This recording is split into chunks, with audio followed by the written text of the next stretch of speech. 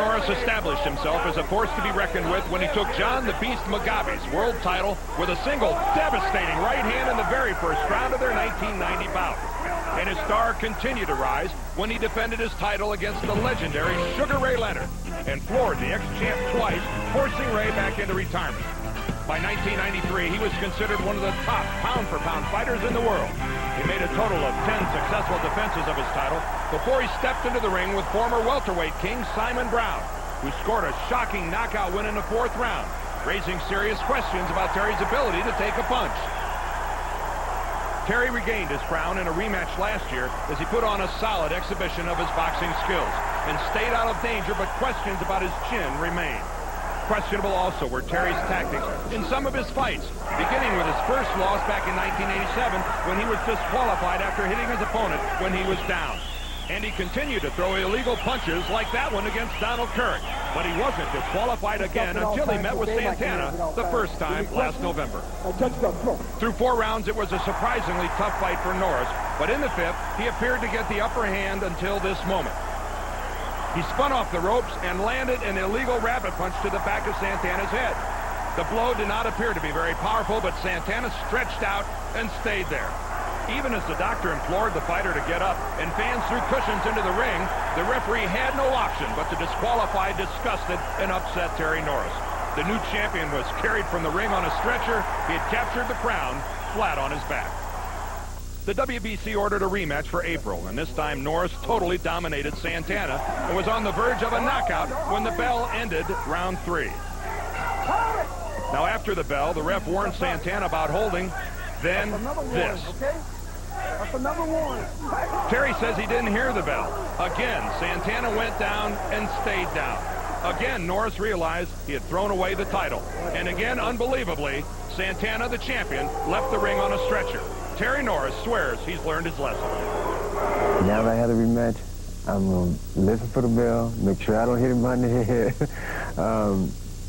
You know, I don't want people to think I'm out there trying to cheat anybody and trying, you know, I beat the best. Just straight up beat the best. And Santana is not the best, and you know, he's not even worthy to have the WBC championship right now. And I don't think I have to cheat him to win the title. Alongside the boxing maven here at ABC, Alex Swallow. And Alex, if you're around this sport long enough, I guess you see most everything. I've never seen anything quite like what's happened with Santana Norris. Dan, in a sport where the bizarre is often commonplace, the 2 Santana Norris fights rank right up there with the craziest things that I've ever seen. And in my opinion, there is fault with both men. Yes, let me work off this, Jay. Thank you very much. I was trying to say, before I didn't have my mic in front of me, Dan, that this is one of the craziest series in boxing that I've ever seen, and in my opinion, there is fault with both men. Terry Norris threw illegal blows twice, as you saw, the second much worse than the first, and there is just no excuse for that, especially when, as we just saw, these were not flukes, but rather part of a pattern throughout his career. As for Luis Santana, in my opinion, uninformed in terms of medical training as my opinion is, I believe that even if Luis had a concussion as a result of those blows, he was conscious throughout. In fact, in the first fight, he opened his mouth when the doctor arrived so his mouthpiece could be removed. He was conscious enough to get up, and in my opinion, he was faking the effect of those blows in order to get his opponent disqualified. And while I hate to see illegal punches go unpunished, I also hate to see fakery get rewarded. Now, as for today's fight, no less an authority than the New York Times calls it potentially fascinating, quote-unquote. But like tonight's Mike Tyson fight, that's because of the past rather than the realistic potential of the fight itself. Terry Norris is a huge 20-to-1 favorite. He has outstanding talent, except for that suspect chin, and he should win easily. Luis Santana, at age 36, you see him there, after 14 years as a pro, to be totally honest, is a washed-up former contender. Before his first fight with Norris, he had won only 3 of his previous 10 fights. He really has no business being in the same ring with Terry Norris, but that was true the last 2 times they met. Let's just wait and see. Okay, Alex, let's go ahead and check the numbers of the fight. The tail of the tape, you see that Santana is 8 years Terry Norris's senior. Numbers down the line, both fighters really made the weight easily. Norris could fight at a lighter weight. Let's look at the rules. The WBC rules apply today. Scoring is on the 10-point must system. Neither the standing 8 nor the 3 knockdown rule is in effect. The fighter cannot be saved by the bell except in the final round, and only the referee has the power to stop the bout. The referee for today's fight is Joe, the veteran of a lot of big fights, and he'll be the guy to get this thing started here this afternoon. Both fighters are in the ring, and we're set to go for the WBC Super Welterweight title bout between Luis Santana and Terry Norris. And we're all hoping that this isn't anywhere nearly as bizarre as it was the first 2 times around. A wild right hand by Santana goes over the top of Norris. Norris clinches along the ropes, separated by Cortez.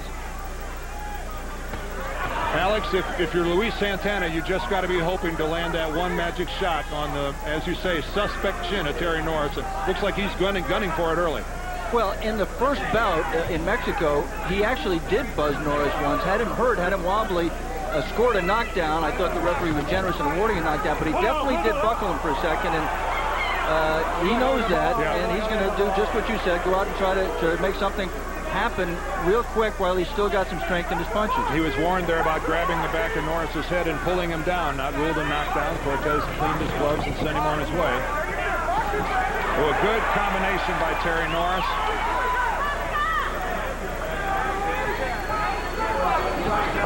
All the physical attributes lie in the corner of Terry Norris. The superior strength, the superior hand speed, the superior footwork. Youth is on his side. And yet, Luis Santana is the champion twice over. 2 levels to watch this fight on, Dan. One is whether Terry Norris can avoid making an incredible third mistake and losing somehow to Luis Santana, but also whether Terry Norris... Good left there by Norris, Alex. Good left hook. The other is whether Terry Norris can regain that skill and ability that he showed on his way when he was rated among the top 10 pound-for-pound fighters in the world. Top 3, really. Now, the one thing we know about Luis Santana is that he can take a punch. He has demonstrated an ability, at least in his last couple outings with Norris, that he's taken some solid shots and continued on. Again, Norris in the red trunks with the close white stripes. Santana wearing the red, white, and blue check trunks. And in the first 2 minutes of round 1, Luis Santana has gone from a guy who was out there trying to land a bomb to a guy right there who's clinching, who's looking to cover up. Terry Norris, with just the beginning of his offensive barrage, has put Luis Santana much more into defensive shell. There was an illegal punch. Yeah, there's hitting and holding by Santana. Even the most novice of spectators here at the MGM Grand observed it. And as we've often seen in the past, when Terry Norris, something happens, his temper is quick to flash. Just saw that left hook by Terry Norris miss. That's a punch that he has developed. He used to be just a right hand down the pipe power puncher. His power was all in the right hand, but his hook is better, and it's finding Luis Santana, and Santana is hurt. Yes, he had a couple good body shots, but now Terry Norris is on top of him. Final seconds of the first round. And I'm not sure why the referee that separation. That separation definitely helped Santana. Cortez pulls Terry Norris away from Luis Santana. We're going to keep it here, folks. Okay, champ, relax. Just relax. How you feel, man?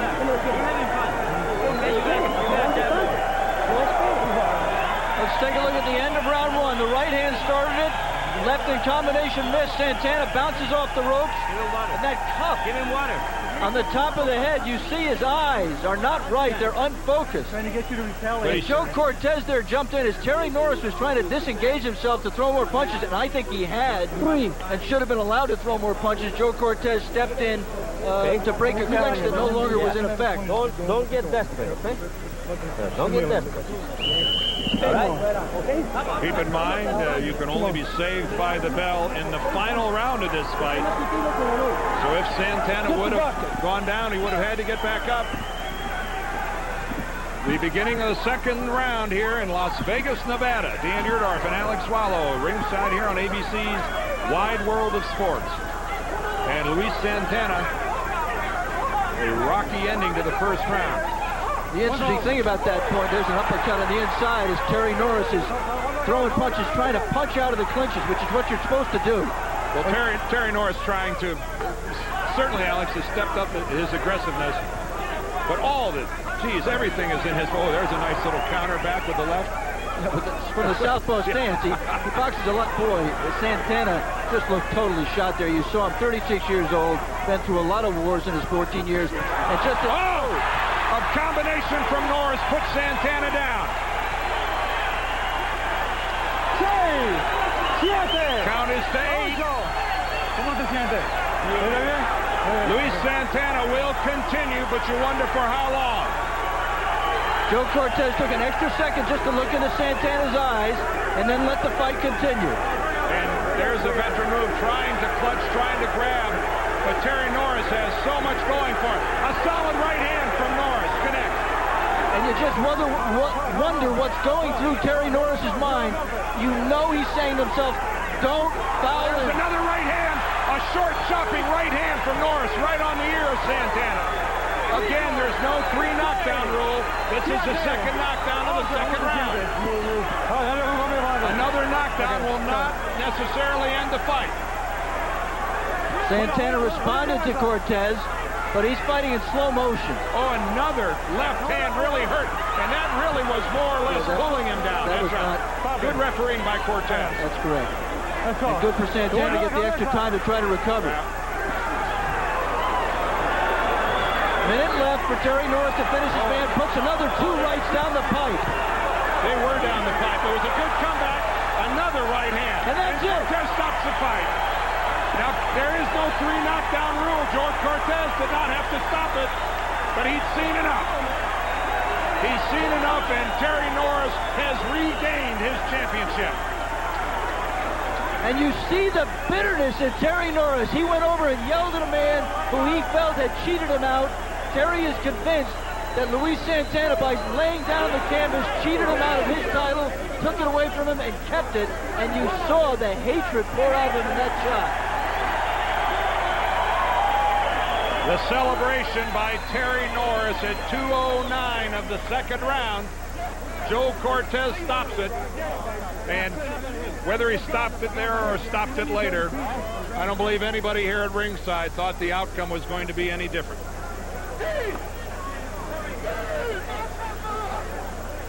Dan, that's the result that everybody expected on November 12th of '94 when they first met, and they certainly expected on April 8th of this year when they met the second time. Finally, Terry Norris has won easily over Luis Santana the way he should have the first 2 times. Let's take a look at action. This is the first knockdown here in the second round. It was a first, I think, the right hand. I think the left put him down, but it was the right hand that did the damage. Here comes a second knockdown.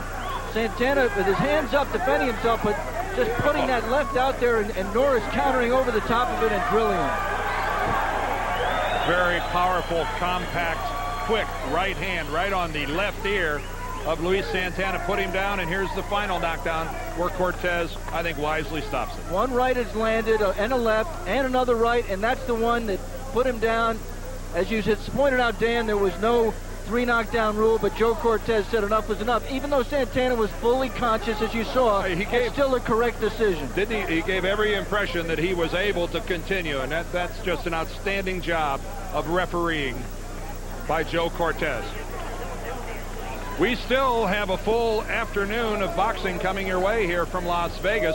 We have an interview with Mike Tyson done by Alex Swallow about 9 days or so ago. Plus, we're going to bring you one of the great heavyweight championship fights of all time between Ken Norton and Larry Holmes back in 1978. So don't go anywhere. A lot of boxing still coming your way here from Las Vegas on Wide World of Sports. Joe Cortez, the contest. He's the winner by way of technical knockout, once again regaining his WBC Super Welterweight Championship of the World. Terrible Terry Norris. Well, Terry's up in the ring right now, and Alex is with him. Alex, take it away. Terry, I know you thought you were going to beat him the first time. I know you thought you were going to beat him the second time. What does it feel like here after finally getting it done? Really? Just something it should have been done a long time ago, but I kept making mistakes, but I'm happy. I'm happy I got it back now. Are you going to be able to put this behind you and move forward in your career? What are your goals from this point out? Well, my goals right now I like to fight Pernell Whitaker. Unify the division in the junior middleweight division, and then move up to middleweight. But right now, my main plans are to unify the division and fight Pernell Whitaker. Can you get down to 147 pounds to fight him, or does he have to come up to fight you? No, I can get down. Well, I like to make we have to make plans and just plan it out first. But I was 152 today. I'm sure that we can arrange something. Congratulations to you, Terry. Thank you. All right, thank you. Now let's go back to Dan Deerdorf at ringside.